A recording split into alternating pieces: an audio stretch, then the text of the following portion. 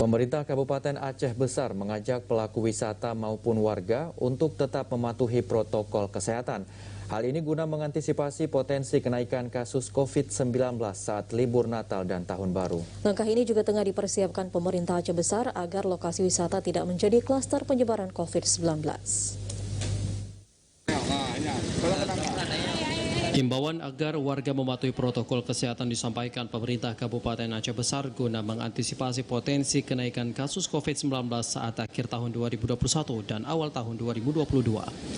Hal ini seiring libur Natal dan Tahun Baru yang kerap diikuti dengan ramainya kunjungan warga ke lokasi wisata guna mengisi hari libur.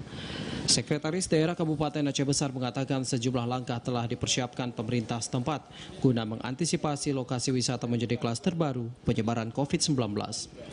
Begitupun partisipasi warga dinilai menjadi faktor penting dalam mencegah lonjakan kasus COVID-19. Tidak hanya itu, pelaku wisata juga diharapkan menyediakan tempat mencuci tangan serta tidak bosan mengingatkan pengunjung agar mematuhi protokol kesehatan. Mengimbau pada masyarakat untuk ikut berpartisipasi dalam penanganan COVID-19 ini.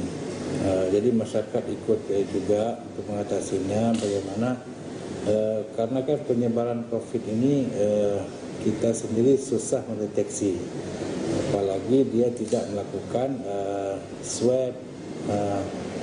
Jadi kalau swab tidak lakukan, dari mana kita tahu dia bahwa dia positif?